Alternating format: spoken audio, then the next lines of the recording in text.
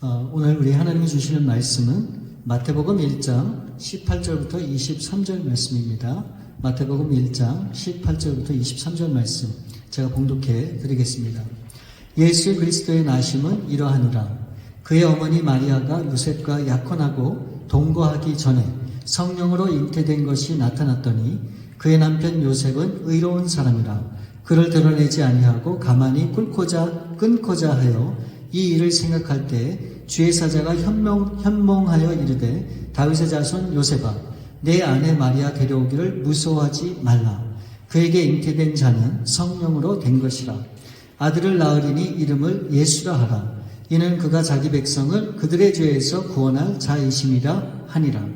이 모든 일이 된 것은 주께서 선지자로 하신 말씀을 이루려 하심이니 이르시되 보라 처녀가 잉태하여 아들을 낳을 것이요 그의 이름은 임마누엘이라 하리라 하셨으니 이를 번역한즉 하나님이 우리와 함께 계시다 함이라. 아멘.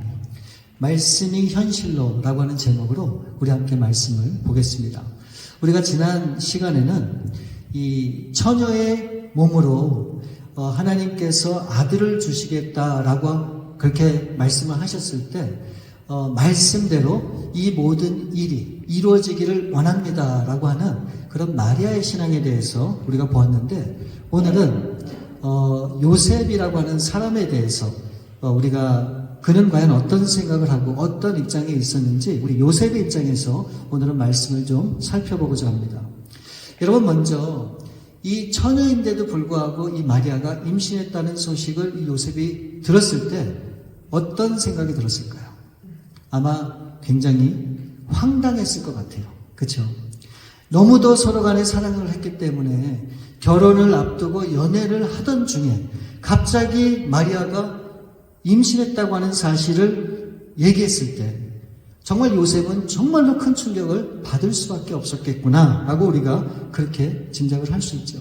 그래서 그때부터 이 요셉은 굉장히 마음도 복잡해지고 머리도 복잡해지기 시작했을 겁니다. 우리가 일반적으로 추리해보면 요셉이 이 사실을 처음으로 알게 되었을 때 어떤 생각이 들었을까를 우리가 쉽게 생각해 볼 수 있죠. 아마도 가장 먼저 든 생각은 뭘까요? 그것은 배신감일 거예요. 여러분 지극히 당연한 반응이 아닐까요? 저는 그렇게 생각합니다.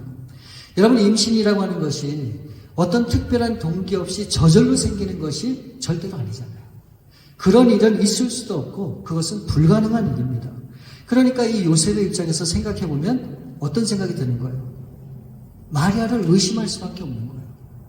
나하고는 아무런 관계가 없었는데 어떻게 임신을 할 수 있냐는 거죠.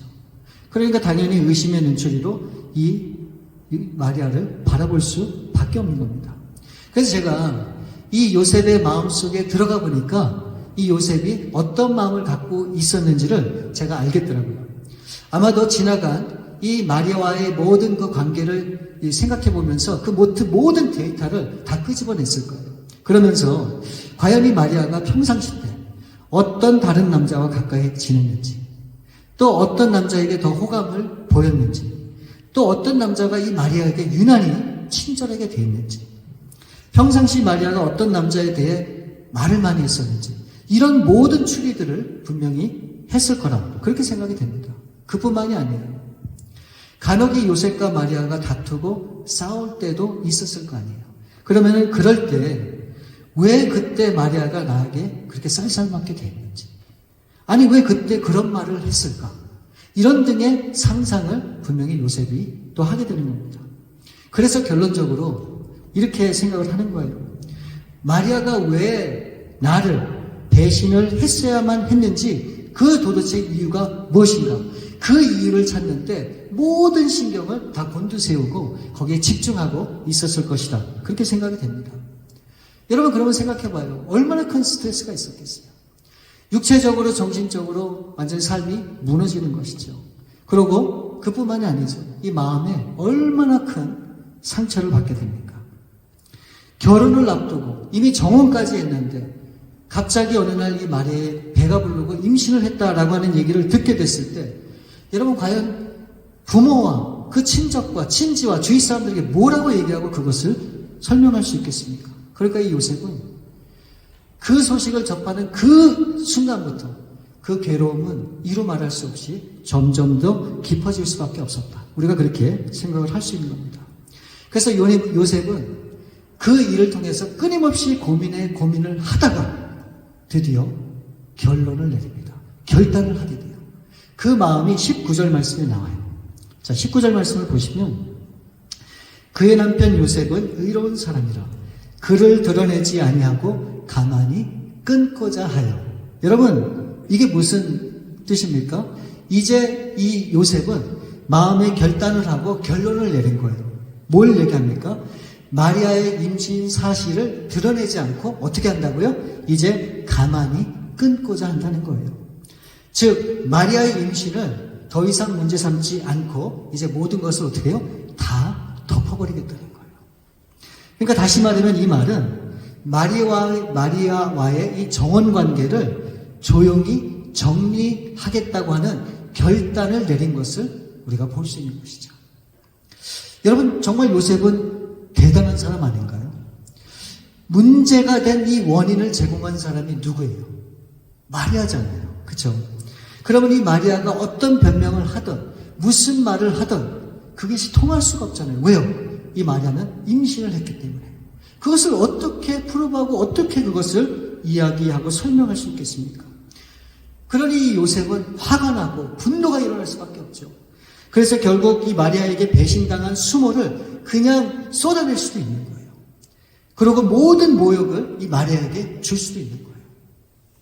만일 이 요셉이 이 일을 공개적으로 문제 삼아 이것을 처리하고자 했다면 이 율법에 따라서 이 마리아는 어떻게 됩니까? 돌에 맞아 죽어야 되는 거예요. 그렇죠? 그래서 속 시원하게 이 마리아에게 볼 수 있는 그런 상황이 지금 이 요셉에게 있는 거예요.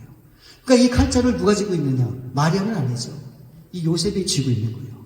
근데 마리아는 근데 이 요셉은 어떤 선택을 하는가? 복수 대신에 파혼을 결심하게 됩니다. 여러분이 이스라엘의 이 관계에 있어서 이 파혼을 하려고 하면은 2명의 증인과 이혼 증서만 있으면 돼요. 그러면은 그냥 쉽게 파혼을 할 수 있습니다. 근데 바로 요셉은 그 길을 택하게 된 거예요. 그래서 성경은 이러한 요셉을 가리켜 뭐라고 평가하고 이야기하는가? 19절 말씀을 다시 보시면 그의 남편 요셉은 의로운 사람이라. 의로운 사람이라. 여기서 요셉을 가리켜 남편이라고 얘기한 것은 아직 이들이 결혼하지 않았잖아요. 그렇지만 정혼을 했기 때문에 예비 부부나 마찬가지예요. 그래서 이 요셉을 가리켜 마리아의 남편이라고 그렇게 말하고 있는 거죠. 그러니까 이 성경은 이 마리아의 남편인 요셉을 가리켜 어떤 사람이라고 얘기하고 있습니까?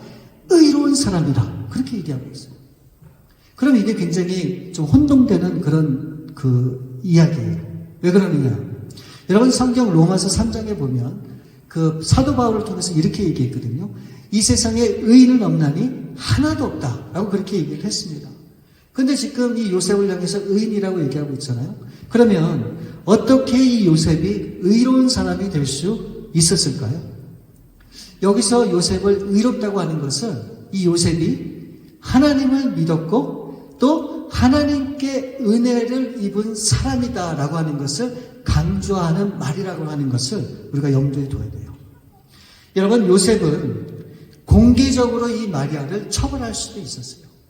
그럼에도 그는 그 방법보다 이혼 증서를 써서 이 마리아와의 관계를 조용히 자연스럽게 정리하려고 했다는 것을 우리는 주목을 해야 돼요. 바로 이 요셉의 의로움은 무엇인가? 얼마든지 이 율법을 통해서 이 마리아를 정죄할 수 있었어요. 그리고 속 시원하게 그 마리아에게 복수를 할 수도 있었어요. 그런데 이 요셉은 그렇게 하지 않았다는 거예요. 오히려 궁율로 그 마리아를 감싸게 됩니다. 상대방의 수치를 드러내지 않고 오히려 궁율을 통해서 이 마리아를 용서해주고 그 마리아에게 어떤 일도 벌어지지 않도록 그 모든 책임을 이 요셉이 감수하는 거예요. 바로 그것이 이 요셉이 하나님의 은혜를 잊게 된 그런 일이다라고 저는 그렇게 생각을 합니다. 여러분, 이걸 통해서 우리가 알 수 있는 것은 무엇인가? 여러분, 신앙이라고 하는 것은 정죄가 아니에요. 긍휼로 덮는 것, 바로 이것이 신앙이라고 하는 겁니다. 여러분, 책망이 아니라 격려하는 것. 그래서 우리가 교회 안에서는 서로가 다 다르지만 누구든지 우리가 교회 안에서 하나가 될 수 있는 거예요. 여러분, 잘하든 못하든 그것은 중요한 것이 절대로 아닙니다. 잘하면 칭찬해주고, 실수하면 격려해주고, 죄를 지으면 덮어주는 거예요. 이것이 교회이고 이것이 우리의 신앙이 되어야 되는 거예요. 여러분, 이 세상에 처음부터 잘하는 사람이 있을까요? 아무도 없어요. 이 자리에 계신 모든 분들은 다 사춘기를 경험했잖아요. 우리가 사춘기 때 얼마나 미성숙합니까? 얼마나 실수를 많이 해요. 얼마나 감정적으로 대해요. 얼마나 많은 상처를 부모에게 주고 많은 친구들을 어렵게 했습니까? 그렇지만 그것이 평생 가는 것이 아니잖아요. 시간이 가면서 자라고 성숙해지고 뭔가 다듬어지고 그래서 온전한 인격체로 변해가는 것. 그게 우리 인간의 모습 아닌가요? 그렇기 때문에 우리 신앙이 무엇인지 이 요셉의 경우를 통해서 볼 수 있는 거예요. 얼마든지 정죄를 할 수 있었음에도 그렇게 하지 않았어요. 오히려 구글로 덮었어요. 그랬더니 하나님께서 그 요셉의 모습을 보시고 뭐라고 얘기합니까? 너 의로운 사람이야. 너 내가 정말 기뻐하는 그런 사람이야. 라고 고백하고 있는 거예요. 자, 이제 요셉이 이 마리아와의 관계를 이제 완전히 정리하고자 할 때 여러분 어떤 일이 일어나는지 아십니까? 20절 말씀을 다시 한번 보세요. 20절 말씀을 보시면 이 일을 생각할 때 주의 사자가 현명하여 이르되 다윗의 자손 요셉아 내 아내 마리아 데려오기를 무서워하지 말라. 그에게 잉태되지 않은 성령으로 된 것이라. 여러분, 이 마리아가 이 요셉이 이 마리아와의 정원 관계를 완전히 이제 정리하고 파혼하고자 결심하게 되었을 때 어떤 일이 생기게 되었다고 얘기하고 있습니까? 주의 사자가 현몽하여 이르되, 주의 사자가 꿈속에 요셉에게 나타나서 말했다는 거예요. 우리가 이것을 그냥 이렇게 문자적으로 보면 아, 그랬구나 라고 이해할 수 있지만 지금 이 순간에 이 사건은 정말 어마어마한 놀라운 그런 사건이 아닐 수가 없어요. 왜 그런지를 제가 설명을 해드릴게요.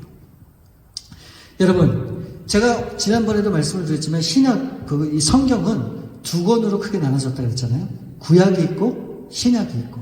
이게 다 예수님에 관한 그런 말씀인데 이 구약 시대의 마지막 선지자는 누굽니까? 말라기예요.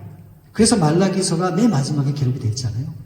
그리고 이 말라기 이후에 그렇게 이 구약시대 때 하나님이 말씀하시고 도전하시고 책망하시고 하셨었는데 이 말라기 선지자 이후에 자그마치 하나님께서 입을 싹 닫으셨어요.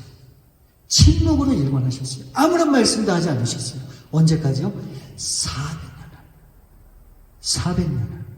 그래서 우리는 이 시기를 기독교의 암흑기라 우리는 그렇게 이야기를 합니다. 여러분, 하나님은 아무런 말씀도 안 하시고 나타나시지도 않고 아무런 반응도 안 보이셨지만 이 400년의 기간 동안에 역사는 계속 흘러갔어요.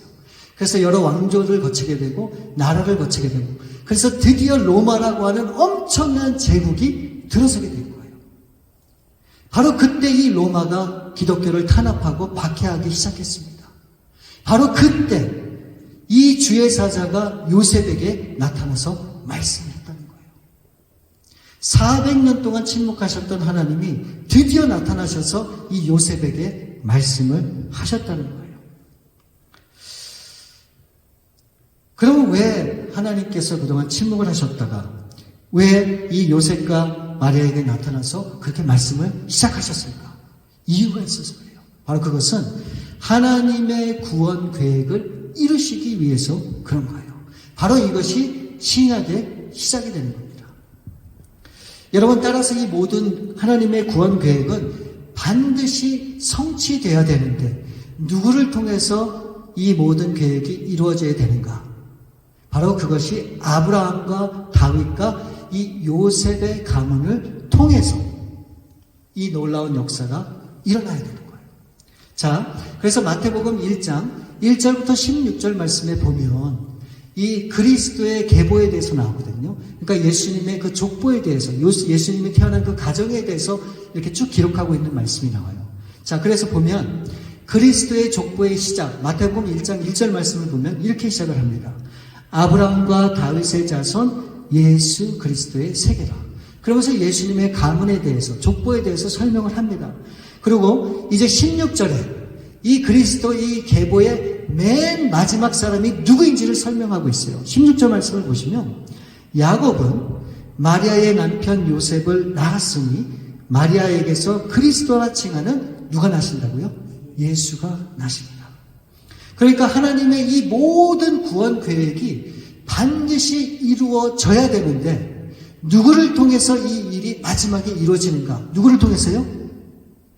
요셉을 통해서 이루어지는 거예요. 요셉의 가문을 통해서. 그러면 이 요셉이라고 하는 사람의 지금 이 상황이 얼마나 중요합니까? 그런데 이 요셉은 지금 어떤 생각을 하고 있습니까? 마리아하고 파혼을 결심하고 지금 그 파혼하려고 하는 그런 상황에 있는 거예요. 여러분, 하나님의 입장에서 보면 이게 황당한 일이죠. 그럴 수가 없는 일이죠. 얼마나 하나님이 다급했던지 이제 하나님께서 주의 천사를 바로 요셉에게 보내요. 그리고 말씀을 하십니다. 20절 말씀을 보시면 다윗의 자손 요셉아. 왜 여기서 다윗의 자손 요셉을 이 주의 사자가 언급을 했을까요? 이런 얘기예요. 요셉 너가 하나님의 이 구원 계획을 이뤄가고 성취하기 위해서 반드시 필요한 다윗의 자손이야. 그러니까 딴 생각해서는 안 돼. 라고 하는 것을 강조하고 있는 거예요. 그러면서 이 요셉에게 이 주의 사자가 그렇게 얘기하는 겁니다. 너가 임신하게 된 것은 이 마리아가 불륜을 해서 그런 것이 아니라 바로 성령이 하신 일이라고 하는 것을 알려주고 있는 겁니다. 여러분, 그동안에 이 요셉이 임신 사실을 알게 되고 얼마나 많은 고민을 했겠어요. 얼마나 많은 마음에 괴로움과 궁금증이 있었겠습니까? 그런데 이 주의 사자가 이제 이 모든 상황을 설명해 주면서 그 모든 숙제가 다 풀린 거예요. 그 모든 이 궁금증들이 다 해소가 된 겁니다. 아, 이 일은 이 마리아 때문에 그런 것이 아니라 하나님의 계획과 뜻 가운데 이루어진 일이구나 라고 하는 것을 알게 된 거예요. 그럼 우리가 이렇게 생각할 수 있잖아요. 이런 질문을 할 수 있잖아요. 아니, 이 일이 정말로 그렇게 중요한 일이라면 왜 하나님께서 요셉에게 미리 알려주셔서 이 모든 것이 있을 것이라고 하면 요셉이 의심도 안 하고 걱정도 안 하고 근심도 안 했을 텐데 왜 이 모든 일을 순조롭게 진행하는 데 있어서 방해가 되는 그런 것들을 왜 한마디 언급도 안 하셨을까? 왜 과연 요셉에게는 이와 같은 과정과 시간이 필요했을까? 우리는 질문하지 않을 수 없잖아요. 우리도 마찬가지 아닙니까? 하나님이 알려주시면 내가 좀 더 잘할 수 있을 텐데 왜 그런 것들을 알려주시 않아서 나를 이 모양 이 꼴로 만드느냐? 우리가 그렇게 하나님 앞에 불평할 때가 분명히 있잖아요. 요셉도 마찬가지란 겁니다. 저는 이것이 하나님의 사랑이라고 생각을 해요. 우리 개개인들을 배려해 주시고 또 우리의 생각과 결정을 존중해 주시는 하나님의 마음이라고 저는 분명히 믿어요. 여러분, 우리는 하나님이 만드신 기계가 아니잖아요. 지금 이 자리에 계신 여러분 한 사람 한 사람을 우리 하나님이 창조하시고 만들기 위해서 얼마나 공을 들이고 마음을 들였는지 우리 시편에 그렇게 얘기하고 있습니다.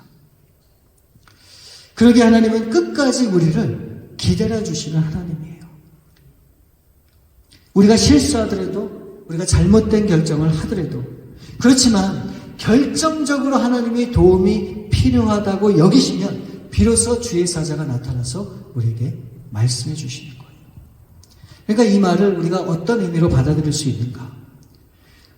우리 하나님의 손, 주의 손이 돕기까지 우리는 어떻게 해야 된다는 겁니까? 우리의 환경이 어떠하든지 우리에게 주어진 그 모든 환경 속에서 최선을 다해야 되는 거예요. 언제까지 그렇게 해야 됩니까? 하나님이 손이 개입하실 때까지. 우리는 많은 때 잘못된 신앙을 가져요. 하나님이 알아서 해 주시겠지. 두 손 두 팔만 벌리고 하나님만 의지하고 하나님만 바라봐요. 아니에요. 우리가 할 수 있는 최선을 다할 때 정말 하나님이 필요하시면 그때 하나님의 손이 개입을 하십니다. 그리고 우리를 도와주시는 거예요. 우리는 이런 신앙과 마음의 자세를 반드시 가져야 되는 거예요. 자, 그런데 지금 주의 사자가 요셉에게 하는 말을 보면 굉장히 흥미로운 내용이 나와요. 주의 사자가 요셉에게 뭐라고 얘기합니까? 20절 말씀 중간에 보면 마리아 데려오기를 무서워하지 말라. 그렇게 천사가 이야기를 하죠. 여러분 이 표현은 좀 잘못된 표현이 아닐까 하는 그런 생각이 들어요. 무서워하지 말라 그렇게 얘기해서는 안 되고 이 주의 사자가 요셉 너 이 마리아 때문에 분노하지 마. 더 이상에 화내지 마. 이렇게 얘기하는 게 지극히 정상적인 해석이라 그렇게 생각이 돼요. 왜 그러느냐? 요셉은 떳떳하잖아요. 자신과의 아무런 관계가 없었던 마리아가 지금 임신을 했으니 여러분 그걸 어떻게 받아들입니까? 화가 날 수밖에 없죠. 의심할 수밖에 없죠. 분노할 수밖에 없죠.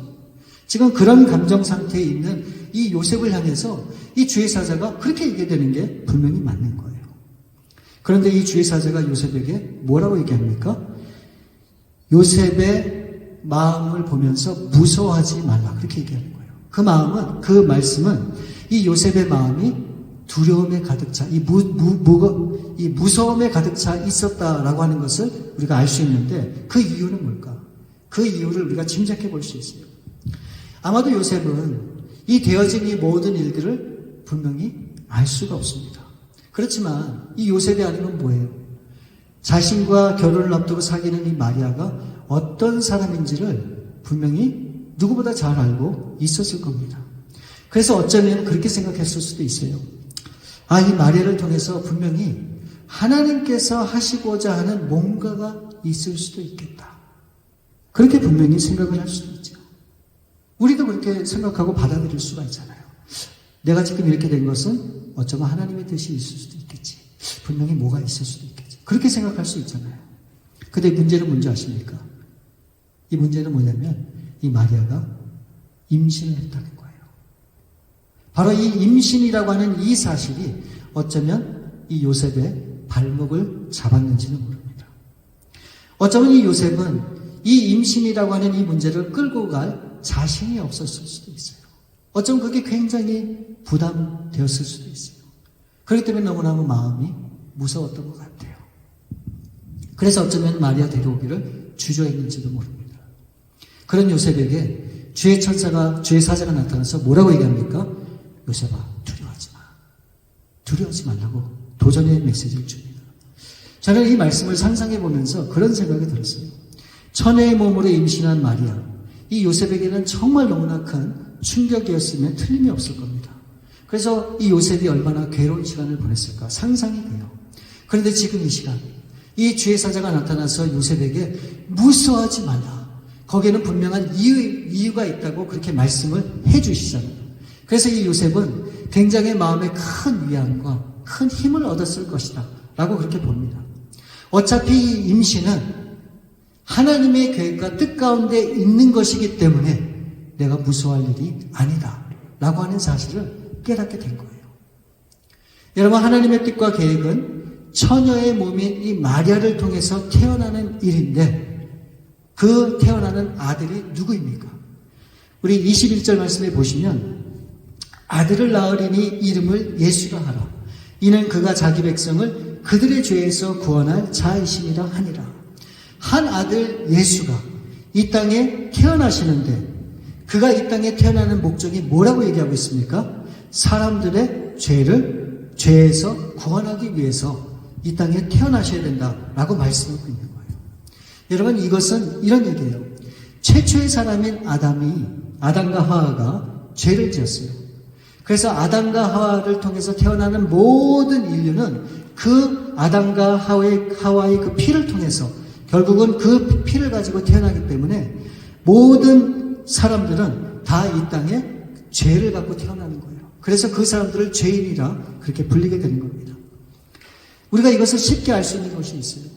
우리는 아무리 선하고 의인이고 바르게 살고 정직하게 살고자 해도 누구든지 우리 사람 마음속에는 뭐가 있다? 죄가 있어요. 어떻게 알 수 있는가? 어린아이들이 무슨 잘못이 있겠습니까? 무슨 죄가 있겠어요? 꼬맹이들, 아무것도 모르는 그런 갓난 아이들에게 어떻게 해요? 가르치지도 않았는데 어떤 마음이 있어요? 욕심이 있잖아요. 그리고 싫으면은 싫다고 하고 표현하고 막 그냥 소리 지르고 땡깡을 부리고 이런 기본적인 그런 마음들이 다 우리 사람에게 있는데 그게 어디서 나온 것입니까? 바로 그게 죄에서 비롯된 거예요. 그래서 로마서 3장 23절에 뭐라고 얘기합니까? 모든 사람이 죄를 범하였음에 하나님의 영광에 이르지 못하니라. 그렇기 때문에 우리가 아무리 선한 일을 하고 아무리 착한 일을 하고 정직하게 살아도 우리는 죄인이라고 하는 딱지를 벗을 수가 없어요. 왜요? 이것은 우리가 태어날 때부터 갖고 있었던 것이기 때문에. 근데 여러분, 그렇다면 질문이 그거예요. 누군가가 우리를 구원해야 된다 그러면 그 누군가는 반드시 죄가 없는 사람이어야 돼요. 왜요? 죄인이 죄인을 구원할 수 없잖아요. 그렇다면 해결 방법은 무엇입니까? 유일한 방법. 그것은 죄가 없는 어떤 존재나 사람만이 그 문제를 해결할 수 있어야 되는데 이 세상의 모든 사람은 다 죄를 갖고 있잖아요. 오로지 유일한 죄가 없으신 분, 바로 그분이 하나님이시잖아요. 그 하나님만이 우리의 죄를 용서해 주시고 사해 주실 수 있다는 거예요. 그래서 하나님께서 죄가 없으신 그의 아들 독생자 예수 그리스도를 이 땅에 보내시게 되잖아요. 근데 문제는 그거예요. 모든 사람들은 이 관계를 통해서 자녀를 낳고 그것이 결국 이 피를 통해 죄를 이어받는 꼴이기 때문에 그런 방식으로 예수님이 오셔서는 안 되는 거예요. 죄악된 인간의 방법을 통해서 태어나는 것은 그것은 아니에요. 그렇게 할 수도 없고. 그래서 예수님께서 어떻게 오십니까? 결혼도 하지 않은 처녀 동정녀의 몸을 빌리셔서 예수님이 이 땅에 태어나신 거예요. 그래서 23절 말씀에 보면 보라 처녀가 잉태하여 아들을 낳을 것이요 그의 이름은 임마누엘이라 하리라 하셨으니 이를 번역한즉 하나님이 우리와 함께 계시다 합니다. 바로 이 일은 22절 말씀에 보면 이 모든 일이 된 것은 주께서 선지자로 하신 말씀을 이루려 하십니다. 그러니까 이 모든 그 하나님의 구원 계획이 이미 구약시대 선지자를 통해서 이미 다 말씀을 하셨다는 거예요. 그래서 이제 하나님께서 때가 돼서 그의 백성들을 죄로부터 구원하시기 위해서 이제 모든 계획을 세우시고 그 실제적인 그런 모든 말씀이 현실이 되도록 이제 누구 가운데 역사하시는 겁니까? 바로 요셉 가운데 역사하시는 거예요. 그래서 이 요셉을 부르시는 겁니다. 여러분, 이것이 요셉과 마리아를 부르시고 그들을 통해서 이루시고자 하는 하나님의 구원 계획이라고 하는 사실을 우리가 분명히 봐야 돼요. 여러분, 하나님께서는 저와 여러분에게 이 성경이라고 하는 말씀을 주셨어요. 과연 우리가 그럼 이 성경을 통해서 무엇을 해야 되는가? 그냥 읽고 좋은 말씀이다 넘어가는 그렇게 이 성경을 받아들여서는 안 되는 거예요. 우리는 이 오늘의 이 말씀이 우리의 삶이 현실이 되도록 만들어가야 되는 사람들이에요. 그래서 우리가 특별히 이번 성탄절을 맞이해서 바로 이 예수님의 탄생이 우리의 삶의 현실이 될 수 있도록 해야 됩니다. 그래서 많은 사람들에게 정말 예수님의 탄생이 무엇인지, 예수님이 이 땅에 왜 오셨는지, 그 예수님이 우리를 위해서 하신 일이 무엇인지 이것들을 전하고 나눔으로 저들에게 복음을 전하고 저들을 죄를 용서해주고 또 그래서 하나님 앞에 참 기쁨과 자유함을 누리고 구원받을 수 있도록 그 모든 이 말씀의 언약을 우리를 통해서 현실화해야 되는 거예요. 바로 이것이 오늘 우리가 정말 생각해야 되는 크리스마스의 진정한 의미가 아닐까 하는 그런 생각을 해봅니다. 여러분, 이번 성탄절 그냥 예수님이 오셨대, 그냥 나를 위해서 오셨대, 우리 즐거워하고 기뻐하자, 그 차원에서 끝나는 것이 아니라 정말 이 말씀의 이 능력이 여러분의 삶에 현실이 될 수 있도록 정말 하나님 앞에 여러분 자신을 그렇게 드릴 수 있는 여러분들 될 수 있기를 우리 주님의 이름으로 축원을 드립니다. 우리 시간 함께 기도하기 원합니다. 여러분, 이 성탄절은 정말 놀라운 날이에요. 하나님이 태초부터 계획하신 하나님의 구원을 이루시기 위해서 드디어 하나님이 발벗고 나선 날입니다. 바로 그것은 예수님을 통해서 이 땅에 탄생하게 하시고 그 예수님을 통해서 누구든지 믿는 자는 구원을 주시겠다는 하나님의 놀라운 약속과 사랑이 담겨진 거예요. 여러분, 많은 사람들은 그 예수가 누군지 잘 몰라요. 설마 안다 할지라도 그 예수는 나하고 상관이 없다고 생각을 해요. 어쩌면 그러면서 교회에 나오는 그런 사람들도 있을 수도 있습니다. 여러분, 예수님이 빠진 교회 아무 의미가 없어요. 예수님이 없는 여러분들의 삶, 그것 또한 의미가 없어요. 우리가 살아갈 수 있는 이유, 우리가 힘들지만 버틸 수 있는 이유, 우리가 그래도 소망을 가질 수 있는 이유는 예수님이 우리와 함께 계시기 때문이에요. 바로 그 예수님이 오신 날이 성탄절입니다. 여러분, 이번 성탄 여러분 어떻게 보내길 원하십니까?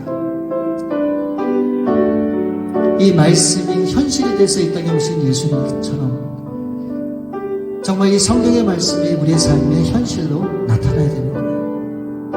능치 못할 일이 없다고 말씀하셨고 할 수 있는 일이 할 수 없다고 하는 말이 무슨 말이냐고 예수님이 대목했어요.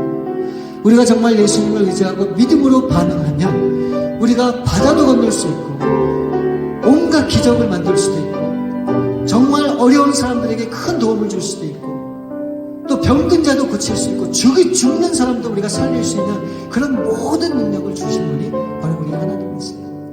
그래서 예수님께서도 그렇게 말씀을 하셨죠. 내가 온 것은 너를 하여금 내가 하는 것보다 더 큰 일을 하게 할 수 있다라고 하는 것을 우리에게 말씀해 주셨어요. 바로 우리가 그런 사람들이라고 하는 겁니다. 그래서 여러분 그런 생각을 가지시고 이번 성탄절을 보내시게 되면 정말 여러분이 바라시고 원하시고 기도하는 대로 다 이루어질 줄 분명히 믿습니다. 그런 능력으로 정말 현실을 만들어 가시는 여호와 여러분들 되시길 우리 한번 기도하면 좋을 것 같아요. 하나님 정말 그와 같은 삶을 살 수 있도록 도와주시고 그런 성탄을 보낼 수 있도록 하나님 역사해 주시옵소서. 우리 함께 기도하시겠습니다. 아버지 하나님 감사합니다. 오늘 우리를 부르신 그 하나님의 놀라운 그 부르심에 다시 한번 우리가 감사함으로 반응하기 원합니다. 정말 우리가 죽을 수밖에 없지만 이 땅에 예수 그리스도를 보내주셔서 우리가 생명을 주시고 그 예수님을 더불어 새로운 삶을 우리 가운데 주셨고 그 예수님을 통해 다시 한번 이 어두운 세상에 빛을 발하며 정말 실망과 좌절과 절망 가운데 있는 사람들에게 참 소망을 주기 위해서 우리를 부르신 줄 분명히 믿습니다. 하나님 이제 나만 잘 먹고 나만 잘 사는 그런 인생이 아니라 우리 삶 가운데 필요한 사람들에게 도움을 주고 정말 저 어려운 사람들을 일으켜주고 정말 그래서 이 세상에 정말 하나님의 백성들과 하나님의 사람들이 살아있기에 아직도 우리 가운데 소망이 있다고 하는 것을 정말 많은 사람들을 알게끔 하나님 우리를 통해 역사해 주시고 인도해 주옵소서. 그래서 이번 성탄의 계절이 정말 우리에게는 정말 잊혀지지 않는 그런 의미 있고 보람 있는 그런 말씀이 현실화되는 그런 일에 쓰임받는 저희 모두가 되시고 오주님 함께 해주옵소서. 우리 참으로 좋으신 아버지 감사함을 드립니다. 오늘 이 요셉을 통해서 그가 정말 다시 한번 하나님을 바라보고 의지함으로 정말 하나님이 예비하신 그 구원의 계획을 이뤄가는 일에 정말 쓰임받고 하나님 앞에 영광을 돌린 그런 삶을 우리가 기억합니다. 하나님, 우리도 의심이 많고 또 여러 가지 잘못된 생각을 할 수도 있지만 정말 여전히 우리 가운데 말씀해 주시고 깨닫게 해주시는 그런 하나님의 그 은혜로 말미암아 오늘도 이 말씀이 현실을 되게끔 하는데 정말 우리의 삶이 온전히 드려질 수 있기를 원하오니 하나님 우리를 사용해 주셔서 이번 성탄절이 참으로 의미 있고 보람 있고 가치가 있는 그런 귀한 날이 될 수 있기를 원합니다.